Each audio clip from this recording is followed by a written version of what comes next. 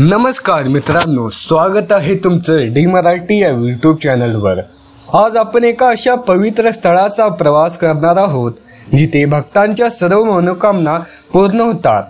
होय, आपण बोलत आहोत श्री वरदविनायक म्हणजे अष्टविनायकापैकी चौथ्या गणपतीबद्दल, जो महाराष्ट्राच्या रायगड जिल्ह्यातील महाड गावात वसलेला आहे।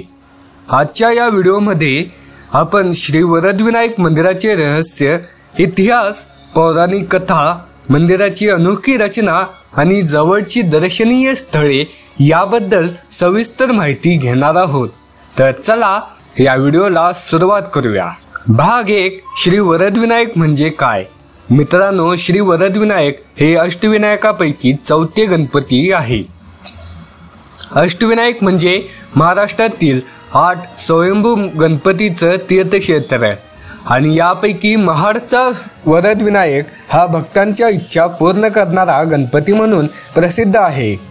वरद म्हणजे वर देणारा आणि विनायक म्हणजे गणपती। हा गणपती भक्तांना यश, समृद्धी आणि मनोकामना पूर्ण करणारा वर देतो, अशी लोकांची श्रद्धा आहे। हे मंदिर रायगड जिल्ह्यातील खालापूर तालुक्यातील महाड गावात आहे। मुंबईपासून सुमारे 115 किलोमीटर आणि पुण्यापासून 65 किलोमीटर अंतरावर हे ठिकाण आहे। निसर्गरम्य डोंगर आणि सावित्री नदीच्या काठावर वसलेले आहे। भाग 2, मंदिराचा इतिहास। चला आता जाणून घेऊया श्री वरदविनायक मंदिराचा इतिहास। या मंदिरातील गणपतीची मूर्ती ही स्वयंभू आहे, म्हणजेच ती स्वतःहून प्रकट झालेली आहे। 1690 साली धोंडू पौडकर नावाच्या व्यक्तीला ही मूर्ती मंदिराजवळ तलावात सापडली। ही मूर्ती काही काळ जवळच्या देवी मंदिरात ठेवण्यात आली होती। नंतर 1725 साली पेशवे कालातील कल्याणचे सुभेदार रामजी महादेव भिवलकर यांनी या ठिकाणी मंदिर बांधले आणि महाड गावाचा ही स्थापना केला। 1980 मध्ये तलावात सापडलेल्या मूर्तीची अवस्था खराब झाल्याने मंदिराच्या ट्रस्टनी तिचा विसर्जन करून नवीन मूर्तीची स्थापना केली, पण यावर काही लोकांनी आक्षेप घेतला आणि कोर्टात केस दाखल केली।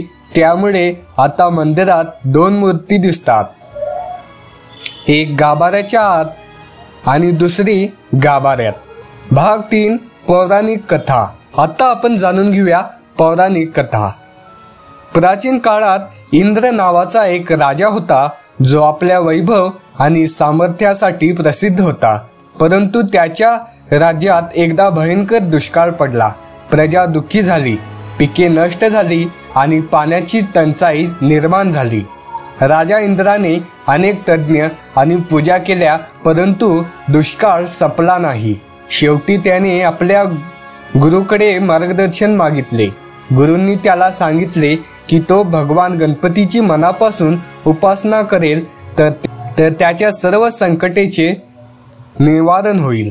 राजा इंद्राने कठोर तपश्चर्या करून गणपतीला प्रसन्न करण्याचा प्रयत्न केला। त्यांच्या भक्तीने प्रभावित होऊन गणपती त्याच्यासमोर प्रकट झाले आणि त्याला वर मागण्यास सांगितले। इंद्राने आपल्या प्रजेच्या कल्याणासाठी दुष्काळ नष्ट होण्याचा आणि समृद्धी येण्याचा वर मागितला। गणपतीने त्याला वरदान दिले की त्याच्या राज्यात पाऊस पडेल आणि प्रजा सुखी होईल। तसेच गणपतीने सांगितले की जिथे तो प्रकट झाला तिथे त्याची स्वयंभू मूर्ती स्थापित करावी आणि त्या ठिकाणी भक्ती केल्यास सर्वांच्या मनोकामना पूर्ण होतील। या वरानंतर इंद्राच्या राज्यात मुसळधार पाऊस पडला, पिके हिरवीगार झाली आणि प्रजा सुखी झाली। इंद्राने गणपतीच्या सांगण्यानुसार त्या ठिकाणी मंदिर बांधले, जे आज वरदविनायक म्हणून ओळखले जाते। या कथेमुळे वरदविनायकाला संकटमोचक आणि वरदाता असेही म्हटले जाते। भाग 4, मंदिराची रचना आणि वैशिष्ट्ये। चला आता मंदिराच्या रचनेबद्दल आणि त्याच्या खास वैशिष्ट्यांबद्दल जाणून घेऊया। श्री वरदविनायक मंदिर साधे पण सुंदर आहे। मंदिर 8 फूट लांब आणि 8 फूट रुंदी आहे आणि त्याला 25 फूट उंचीचा सोनेरी कळस आहे, ज्यावर नागाची नक्षी कोरलेली आहे. मंदिराच्या चारही बाजूंना 4 दगडी हत्तीच्या मूर्ती पहारा येतात. गाभाऱ्यातील मूर्ती पूर्वमुखी आहे आणि तिची सोंड डावीकडे आहे. मूर्तीच्या शेजारी रिद्धी सिद्धी, मूषका, नवग्रह आणि शिवलिंग यांच्या मूर्ती देखील आहेत. मंदिरातील एक खास वैशिष्ट्य म्हणजे नंदादीप, जो 1892 मध्ये सतत जळत आला आहे. हा दिवा 133 वर्षाहून अधिक काळ अखंड तेवत आहे. भक्तांना विशेष परवानगी. हे एकमेव अष्टविनायक मंदिर आहे जिथे भक्त गाभाऱ्यात जाऊन स्वतः गणपतीची पूजा आणि नैवेद्य अर्पण करू शकतात. ही परंपरा इतर मंदिरांपेक्षा वेगळी आहे. मंदिराच्या उत्तरेला गौमुख आहे, जिथून पवित्र तीर्थ वाहते आणि पश्चिमेला एक पवित्र तलाव आहे जिथे मूर्ती सापडली होती. भाग 5. पूजा आणि उत्सव. श्री वरदविनायक मंदिरात वर्षभर भक्तांची गर्दी असते, पण काही खास उत्सवांमध्ये येथे विशेष रंगत येते. माघ महिन्यातील चतुर्थीला येथे मोठा उत्सव साजरा केला जातो. असे मानले जाते की या दिवशी मंदिरातून मिळालेला नारळ खाल्ल्याने पुत्रप्राप्ती होते. त्यामुळे या काळात भक्तांची खूप गर्दी असते. भाद्रपद आणि माघ महिन्यातील शुक्ल पक्षाच्या पहिल्या दिवसापासून पंचमीपर्यंत येथे विशेष पूजा आणि उत्सव होतात. भक्त दुपारी 12 वाजेपर्यंत स्वतः गणपतीची पूजा करू शकतात. दुपारी 12 ते 2 या वेळेत प्रसाद वाटला जातो. भाग 6. जवळची दर्शनीय स्थळे. महाडला भेट देणारे भक्त जवळच्या काही दर्शनीय स्थळांनाही भेट देऊ शकतात. खंडाळा आणि लोणावळा. थंड हवेची ही ठिकाणे महाडपासून जवळ आहेत आणि निसर्गप्रेमींसाठी उत्तम पर्याय आहे. सावित्री नदी. मंदिराजवळ सावित्री नदीच्या काठावर शांत वेळ घालवता येईल. कार्ला लेणी.